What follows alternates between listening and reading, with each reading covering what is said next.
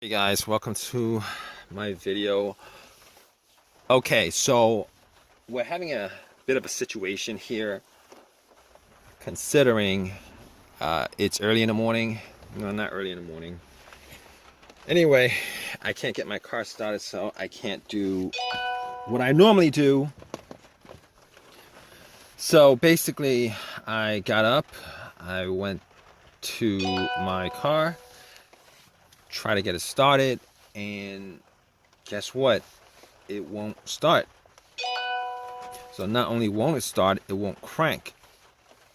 All right, so this is a no start, no crank situation. Every time I try to start it, I hear a click. And now this is not the first time I've had this situation with this car, because it's kind of occurred twice over the last couple months. But every time it occurred, I was able to get it to crank after trying it so many times. Unfortunately, I tried it about 20 times and it's not doing anything at all. Now, here's the kicker to it, because everything else works.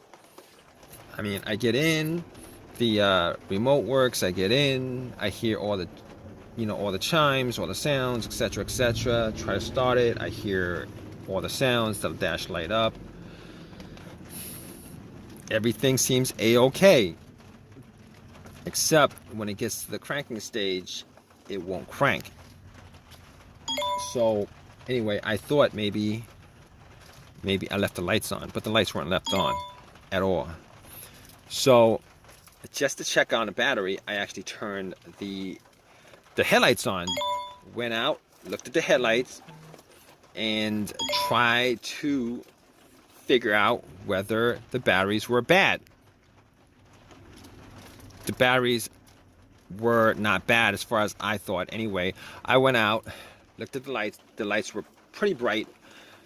I popped the hood, and I was checking out the battery terminals, and this is pretty much probably the first thing you should do in these kind of situations.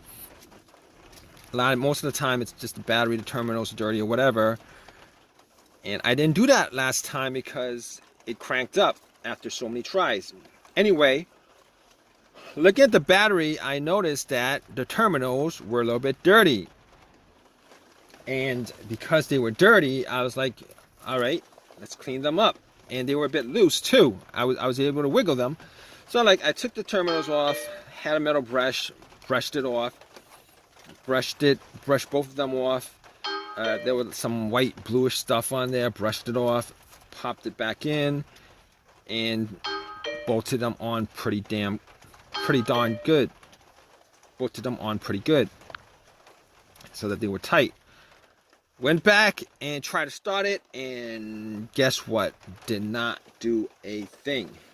Now, if you guys got to this stage and it worked for you, congratulations, easy fix. But it didn't work for me. So I was scratching my head after that. Okay, maybe the battery's weak, but if the battery was weak, I would still be able to at least get a slow crank out of it, like a slow crank. It wouldn't just turn over. So I was like, weirder things have happened. Let's boost the battery. So I have a booster pack that I bought from Walmart. Well, actually, I bought one from Walmart, but I did get another booster pack from Harbor Freight, which is the one I use for it. And I got that because of what's been happening over the last 2 months. I put the booster pack on there and turn on, and I was like, okay, this should start it. Maybe I just need to change my battery. Turn on, try to turn on, and nothing. Still the same thing. No issues whatsoever. So, all right, at that point, even if the booster pack was kind of low on voltage, which it wasn't, it was all the way up to 4. That's the first time I used it. And I'm like, okay, All right, we can eliminate the battery being the problem, not the battery. So I'm scratching my head. I'm like, okay, not the battery. Definitely not the alternator at this point, because if it was the alternator, the booster pack would have jump-started the car. And then as soon as I took the booster pack off, it would have died. So if you guys in a situation where you guys think it's the alternator, just know that like 99% of the time your car will die out. Well, will die out with the car running if it was the alternator. And then to test that out, you guys would just jump it, and then the car would start, and then you would take the cables off, and then the car would die out. So it wasn't the alternator. I know 100% for a fact it wasn't the alternator. I know 100% fact it's not the battery. None of those two things. Okay, so I'm thinking to myself, not the alternator, not the battery. What could it be? So I was like, okay, let's move on. Let's move on. Maybe it's the ground wire, because a bad ground wire, a disconnected ground wire, not strong enough ground will cause these kind of situations to occur. So I was looking and trying to figure out where the ground led to the frame of the car. And normally the main ground would be the negative line from the battery terminal. It would ground to the frame of the car. And that was fine. It wasn't disconnected. It was bolted on tight. I didn't see too much rust on it. I kind of just threw that aside. I just thought it was a given that it was not the ground wire that was the problem. Fine. So at this point, it's not the battery, it's not the alternator, it's not the ground wire.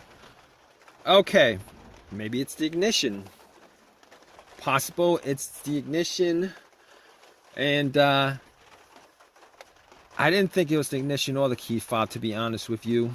Did not think it was any of those things.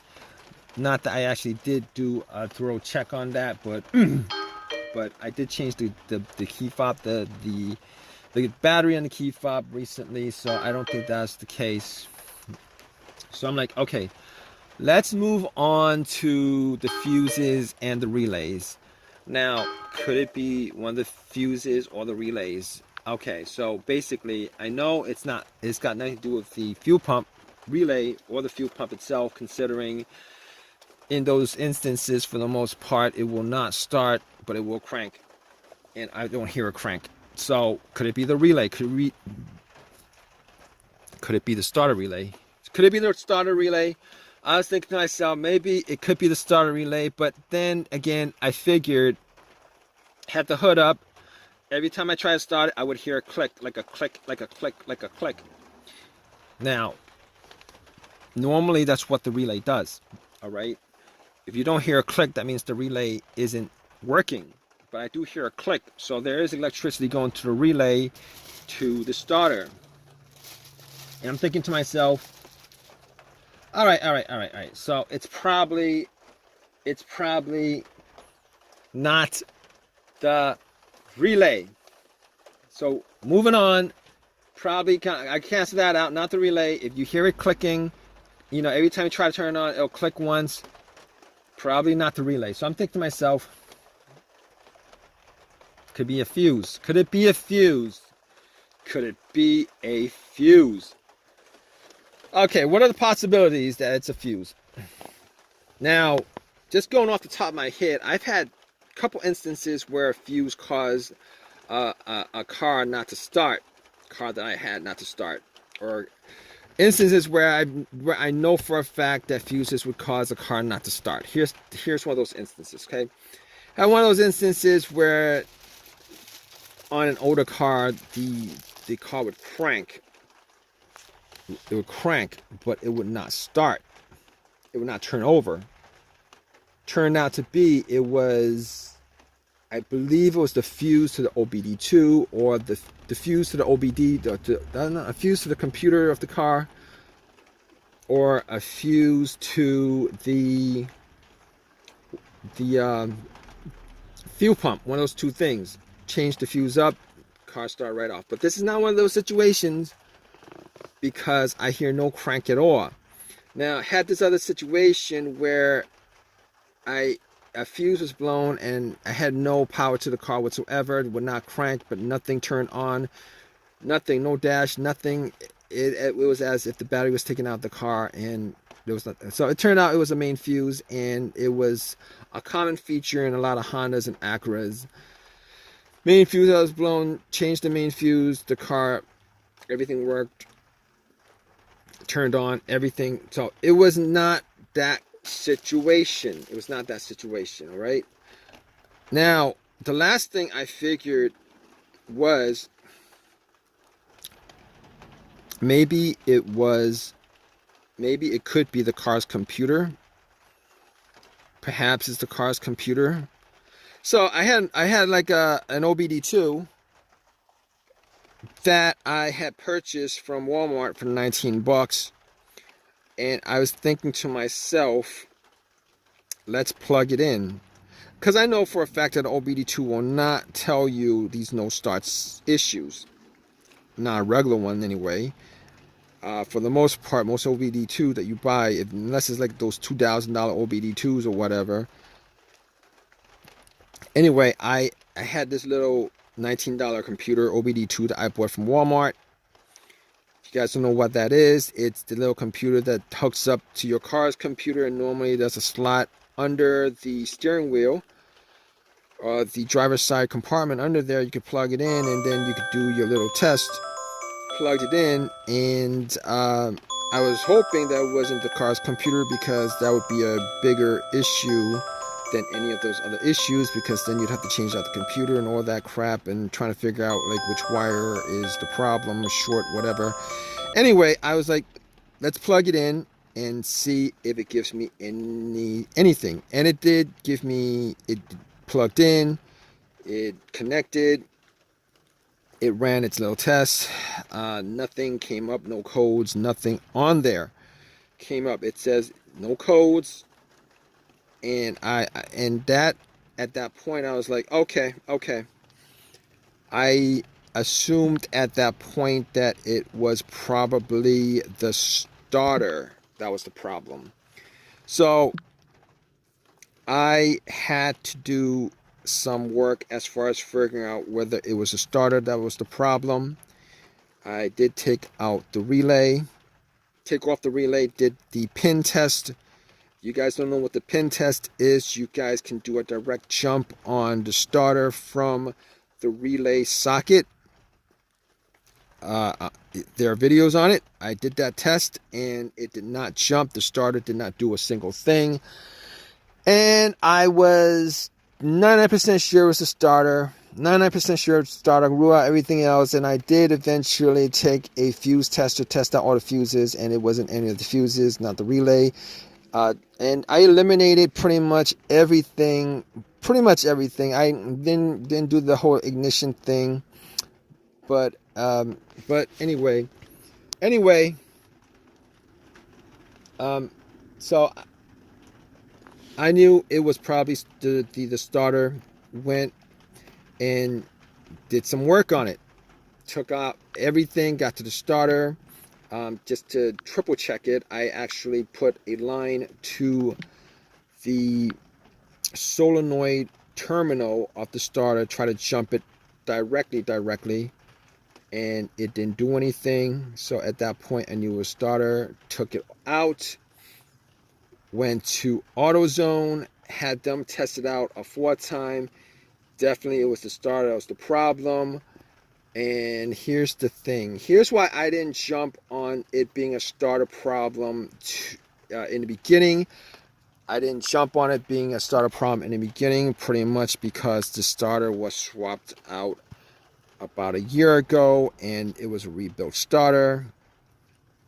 And I was very disappointed in it, because I only put in like 10,000 miles on the vehicle after the starter was replaced. Anyway, they gave me another one. It was 100% warranted, and got that, popped it in, put everything back, popped it in, and just before I put everything back in, I actually did a test on it, make sure it cranked. It did crank.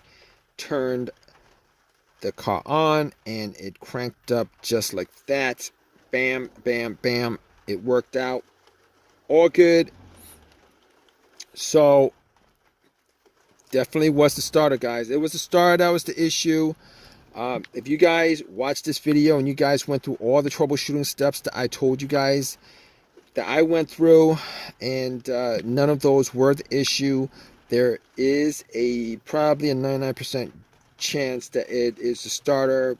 Majority of these situations where the car would not start after you figure out all the things, eliminate all the possibilities that it could have been, you guys are left with one single possibility, which is the starter. Not the worst situation in the world considering, but it was a hassle.